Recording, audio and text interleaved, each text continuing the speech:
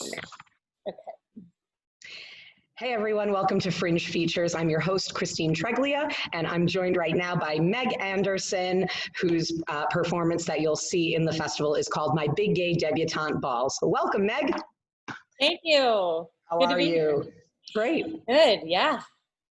So Meg is joining us from Bloomington, Indiana, and this is your first time performing at Fringe PVD, so you are definitely new to our family, so we're happy to have you. And let's just talk about you a little bit so that the folks can kind of get an idea of who you are and kind of what type of work you like to do. Cool.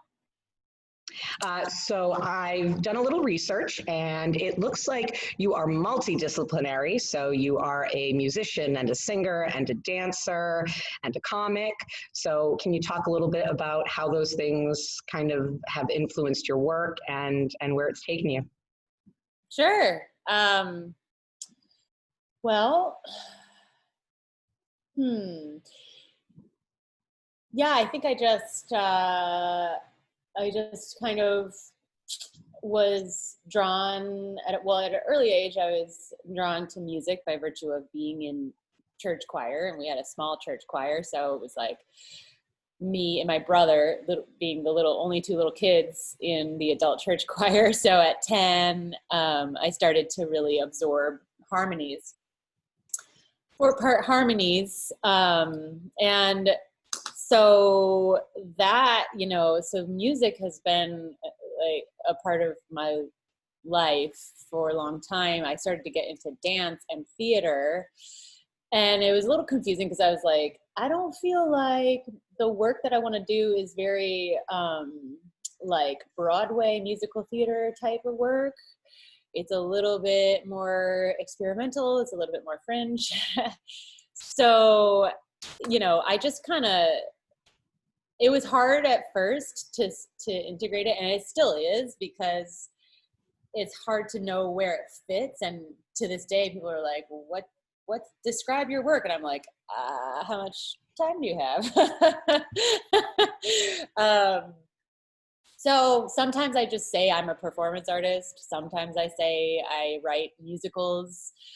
And then, we can do the follow-up questions. But yeah, it's been an interesting journey of knowing that these different forms mean so much to me, and that each have like a different way of presenting and channeling a message.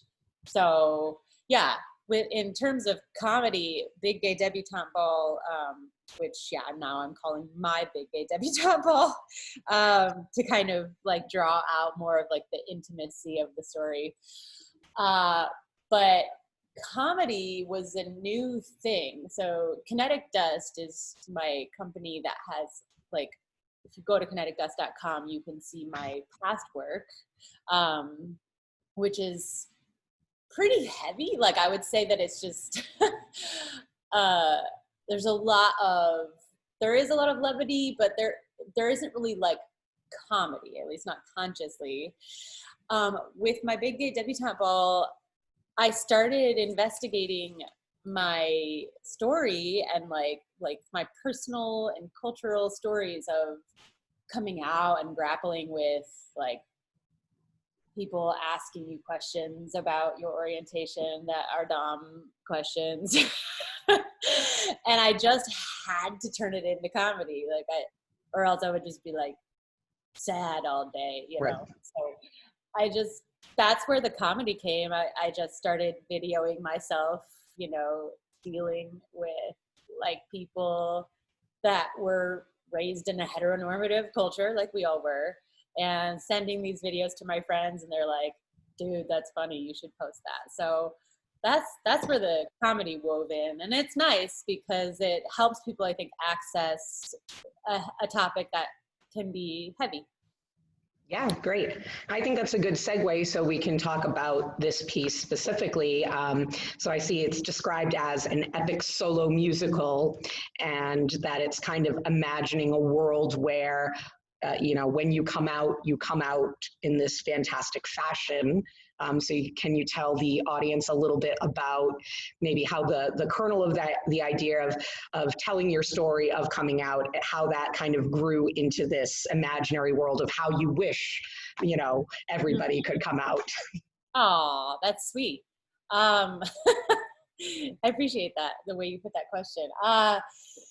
Yeah, well, I think it began with the title. So, I was sitting with my friend who is just an awesome guide for me in my creative work and cultural leadership.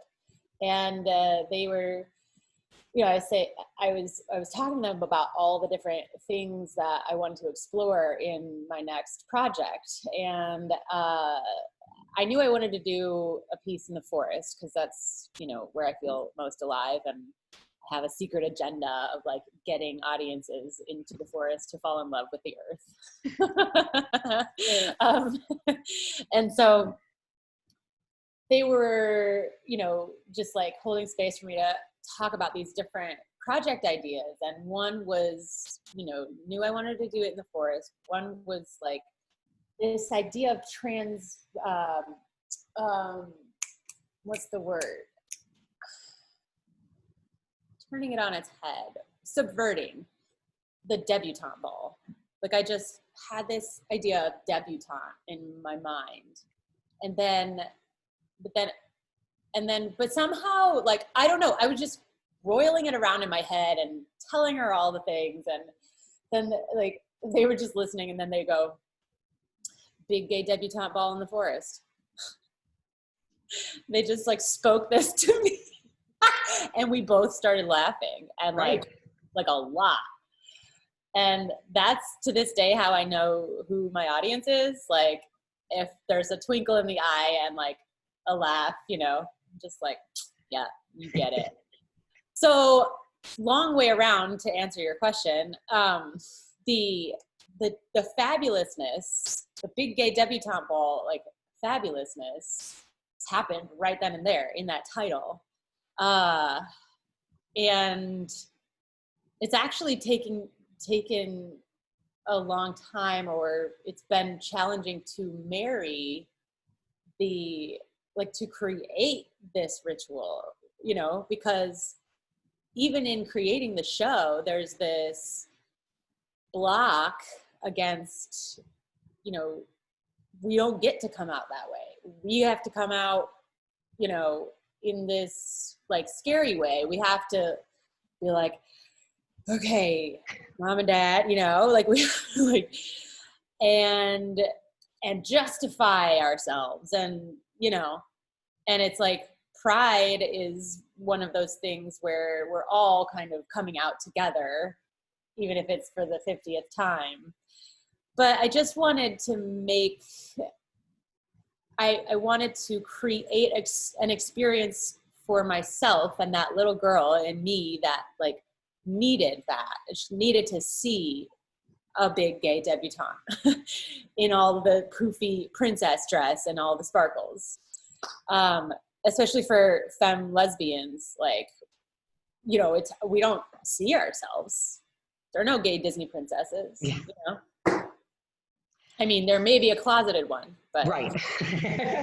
So when you're creating something like this, is there a specific way? Like, does the music come first, or does an outline come first, or is it a visual? Like, because there's so many aspects to your work, like, how do you even tackle creating this? it's maddening. I mean, because there's that part of me that has been indoctrinated to think that things are supposed to just like go one thing after the next and linear until you get to the end and you're like, there you go. Yeah. So it's constantly remembering that it's just creativity is a mess. And I'm like, sometimes I try to create containers around it, and then other times I'm just like find myself at the piano or in the car like finding a melody or finding a new verse that, you know, of a song that I wrote at the beginning of the process. And then I'm just like, oh, there's the cousin verse. That's the thing that I want to say to my cousin in that verse.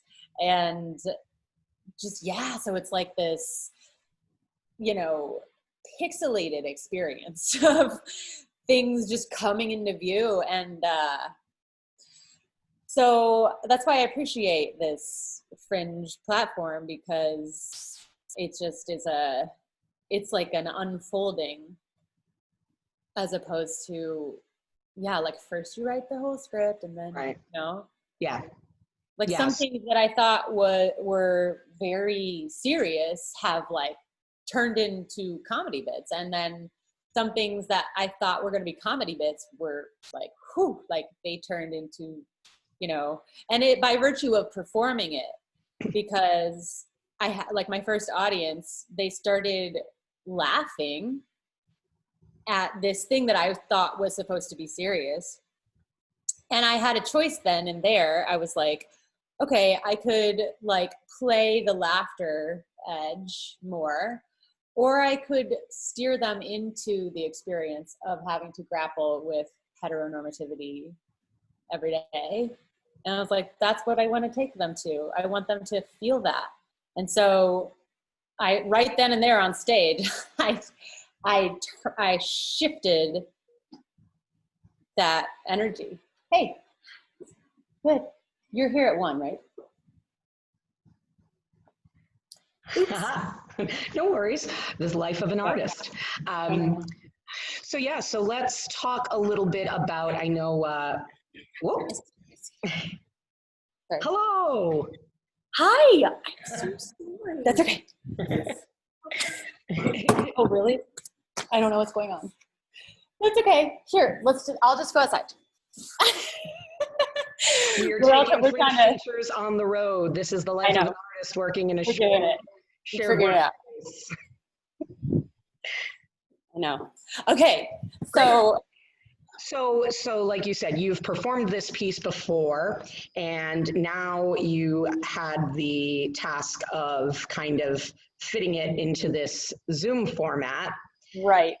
So I'll let you move to where you want to move, or you can talk. Oh no, I'm good. I'm good. I love it.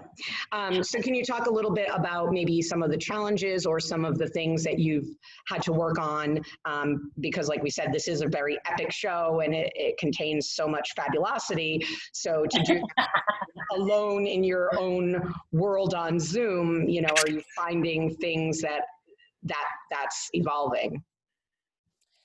Yeah, I mean, so I've performed several of the songs on Zoom,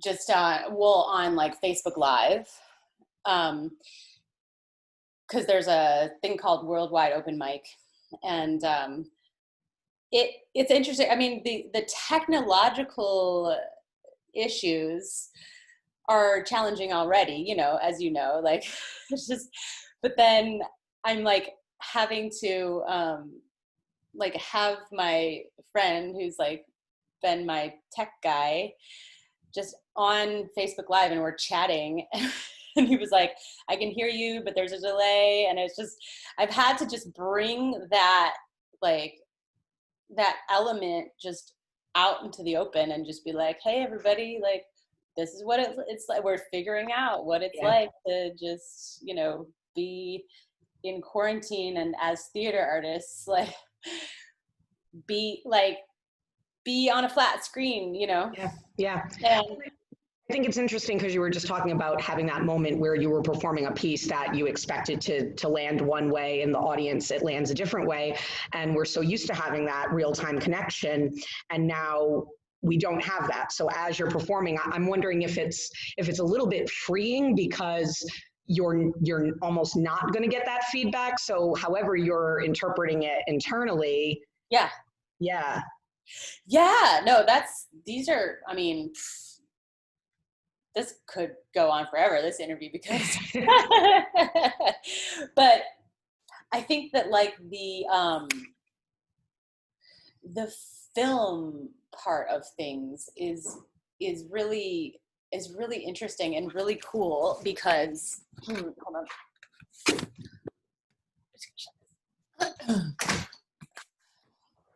on. Can you repeat your question?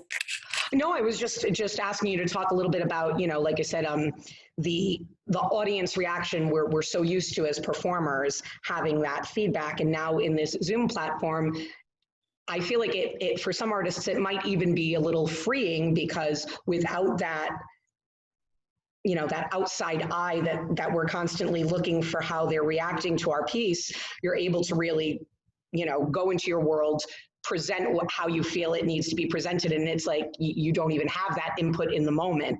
And for some people, I think it could be hard to not have that input, but in some ways, I think it might be freeing, where you don't have to edit yourself in the moment. Thank you. Yeah. Thank you. Yeah. Yeah, it is freeing. And it's also, I really like acting for the camera because it allows me to create more subtleties that you just can't see and feel on stage. Yeah. I've had theater teachers be like, try to get me to project and stuff, these like lines and these intimacies that I'm just like, no, my character does not want to yell when she's feeling really inward and sad. So it's like, it is liberating to be able to have be able to be witnessed in the subtleties of all of these characters. Yeah. And I'm wondering for the audiences too, because, I'm always a watcher of the audiences, and I find that psychology very interesting. There has to be one person in the crowd that's willing to laugh out loud before other people feel but I'm wondering if when people are alone in their home watching this, I'm just having all these questions about how maybe this time can be looked at while we're missing our connection, finding that freedom in our own selves to have true emotions. Yes. So let's talk a little bit, the last thing I want to talk about, because I know we talked before how you're calling this right now My Big Gay Debutante Ball, because you're really focusing on, this being your personal story. But you mentioned that, you're hoping to eventually kind of blow it up and really make it a wider reaching exploration of the idea of coming out. So can you talk about maybe how you plan to do that, or what you have for some kernels of that idea? Yeah. There's like two big reasons that come up for why I want to expand it. One is that a debutante ball typically has like, at least 10 debutantes and there are people in attendance. And so, to make it a proper debutante ball, I'd want that. And just like from a aesthetic view, it's just like, we gotta be there, support one another, have a bunch of like sparkly, poofy princess dresses on stage. And then the other reason is that while a lot of people may relate to my story, my experience is a tiny sliver of others' experiences, I mean, I grew up in a very white Christian suburb.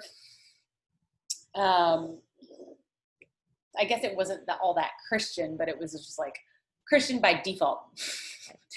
And that, affects a person and begets experiences and stories that somebody growing up in the city or in the country, or any variety of situations experienced. So I think that we can all relate to the lack of representation though. And that's nice to have that unifying, like, this is the way that we are. And there are a lot of people who think that that's A, not okay, or B, just like, why is it such a big deal? Yeah. Why do you have to be so loud? Well, of course, and it's so easy, I think, for us, especially if people haven't lived an experience of coming out, to, we hear the same stories and we have an idea, but like you said, every individual person in any topic of life has their own lived experience. And I think the more voices, the more constant voices we hear telling the stories over and over, that it's not always bad, it's not always good, like Right. like you said, just representation all around, I think, is so important. So that sounds great. Like I'm hoping that maybe this year our audiences get to see my Big Gay Debutante Ball on Zoom, and maybe 2021 we have an in-person giant debutante ball. Yeah, hopefully, yeah. That was great.